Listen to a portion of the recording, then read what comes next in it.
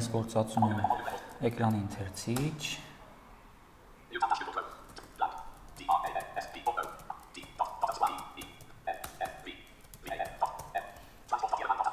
մուտք եմ գործում հիմա transport.yerevan.am կայք, վեբ բովանդակությունը ընկալելու համար մենք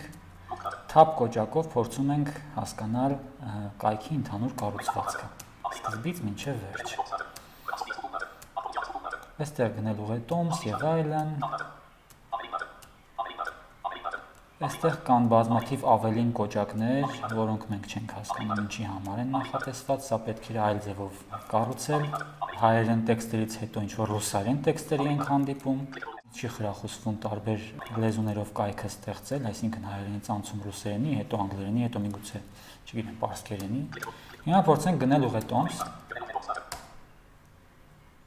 Ուղետոմս գնելու պատուհանը առանձին, որպես առանձին երկխոսության պատուհան չի, օրինակ, չի հաղորդակցվում էկրանի ընթերցիչների հետ։ Այստեղ ունենք մի դաշտ, որը շատ երկար թվեր է ասում, պետք է ասեր մուտքագրեք դիցքավորվող քարտի կամ բանկային քարտի նիշերը։